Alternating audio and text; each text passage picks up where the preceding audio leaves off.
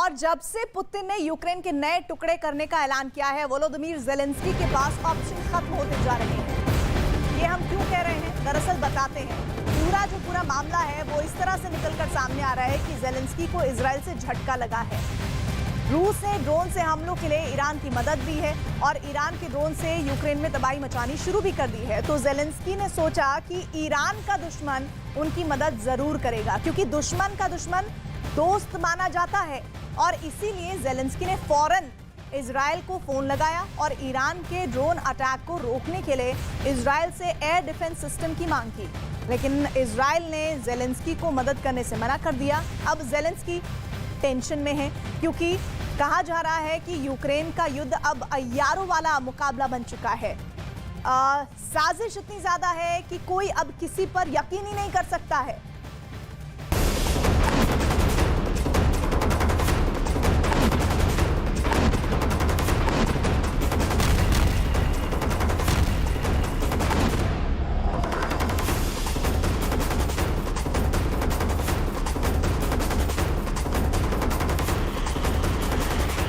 इन धमाकों ने यूक्रेन को बहुत नुकसान पहुंचाया है।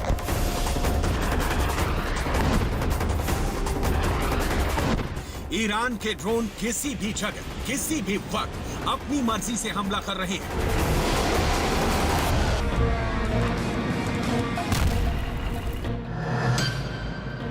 इन धमाकों ने जरूरत से ज्यादा उम्मीद पालना भी कहा जाएगा। ज़ेलेंस्की भूल गए कि उनके दुश्मन रूस के इजराइल से कैसे रिश्ते हैं। इजराइल रूस का दुश्मन तो कतई नहीं है। ऐसे में इजराइल क्यों अपने आयरन डोम जैसे हथियार देकर पुतिन को नाराज करना चाहेगा। यूक्रेन युद्ध जब शुरू हुआ था, तब रूस के एयर स्ट्राइक से घबराए ज़ेलेंस्की ने दुनिया के हर कोने से मदद की गुहार लगानी शुरू कर दी थी।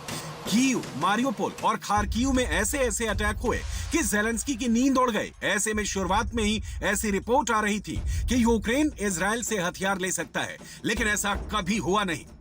यूक्रेन के लिए इजराइल के हथियारों का जो स्टेटस फरवरी और मार्च 2022 में था, ज़ेलेंस्की के लिए वही स्टेटस सितंबर 2022 में भी कायम है।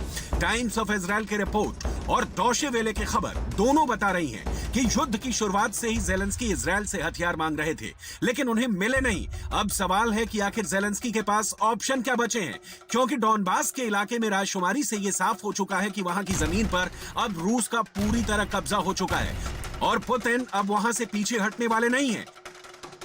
लोहान्स्क और डोनेस्क पर भी पुतिन की वैसी ही हुकूमत चलेगी जैसी वो 2014 से क्राइमिया पर कर रहे हैं। Уважаемая госпожа председатель, недоговороспособность западных стран и продолжение киевским режимом войны против собственного народа не оставили нам иного выбора, как признать независимость Донецкой и Луганской народных республик и начать специальную военную операцию с целью защиты русских и других жителей Донбасса и устранения угроз нашей безопасности, которые НАТО. ड्रोन के हमलों के साथ साथ डॉनबास में पुतिन का राजशुमारी वाला अटैक, ये बात ज़ेलेंस्की हजम नहीं कर पा रही हैं। वैसे उनके पास कोई और रास्ता भी नहीं है।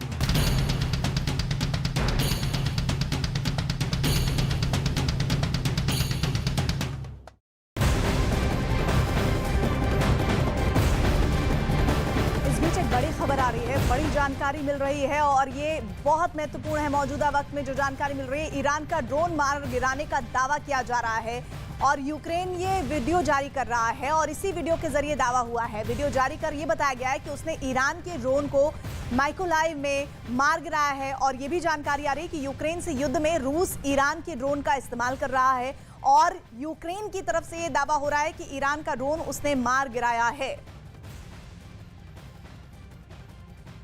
एक तरफ इजराइल से ज़ेलेंस्की को बड़ा झटका लगा है, तो दूसरी तरफ रूस ईरान के ड्रोन से यूक्रेन पर ताबड़तोड़ अटैक कर रहा है।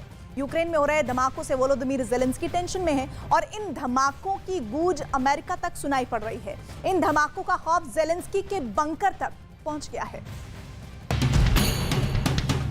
खार्किव और खेरसोन में यूक्रेन की फौज ने कुछ इलाकों पर काउंटर अटैक जरूर किया है और वो उनमें कामयाब भी रहे हैं, लेकिन सवाल है कि वो रूस को कितना पीछे धकेल पाएंगे, क्योंकि डॉनबास के एक बड़े इलाके में रूस का पूरी तरह कब्जा हो ही चुका है। Абсолютно справедливо світ відреагує і на псевдореферендуми. Вони будуть однозначно засуджені. І на злочинну мобілізацію, яку окупанти намагаються зараз провести в Криму та інших частинах України, які вони поки контролюють. Це ж не просто злочини проти міжнародного права і права України. Це злочини проти конкретних людей, проти अब समझने वाली बात है कि जेलेंस्की की अचानक इजराइल से मदद मिलने वाली बेचैनी कैसे शुरू हुई। तो उसके लिए आप ड्रोन हमलों की कुछ तस्वीरें देखिए, क्योंकि ऐसे ही हमले अब यूक्रेन की जमीन पर हो रहे हैं।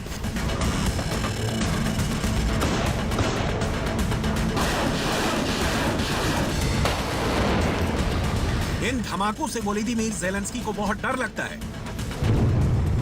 इन धमाकों की गूंज अमेरिका तक सुनाई दे रही है।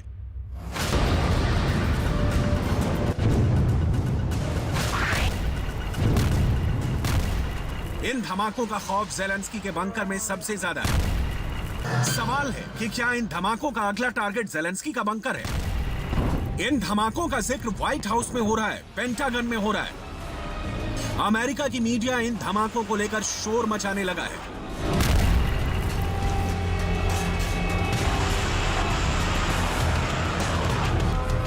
अमेरिका के वॉल स्ट्रीट जर्नल ने छापा है कि रूस ने ईरान से जो आत्मघाती ड्रोन लिए हैं, उसने यूक्रेन की सेना पर नया खतरा पैदा कर दिया है।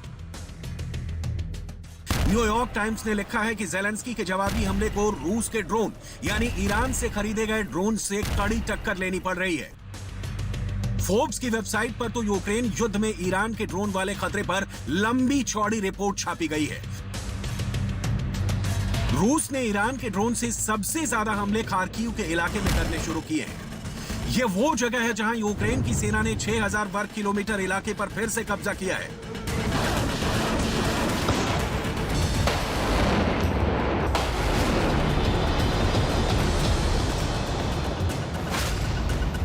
यानी पुतिन का गुस्सा अब ड्रोन की शक्ल में फूट रहा है और जेलेंस्की की फौज बहुत ज्यादा डरी हुई है कि आसमान में कब कौन सी आफत उन पर टूट पड़ेगी। लेकिन जेलेंस्की बता रहे हैं कि सब कुछ नॉर्मल है। чисел вересня. І до сьогодні наші воїни вже звільнили понад 6 тисяч квадратних кілометрів території України на сході і на півдні. Рух наших військ जेलेंस्की को अचानक मिली कामयाबी के पीछे अमेरिका से मिले हाइमर्स सिस्टम का बड़ा रोल रहा है। जेलेंस्की अब अपनी मर्जी से जब चाहें किसी भी इलाके में रूस के ठिकानों को निशाना भी बना रहे हैं। इससे रूस का डिफेंस कमजोर हुआ है, इसमें कोई दो राय नहीं है। यही वजह है कि रूस ने अब ईरान से मिले ड्रोन से जेलेंस्की के गेम चेंजर को टारगेट करना शुरू कर दिया है।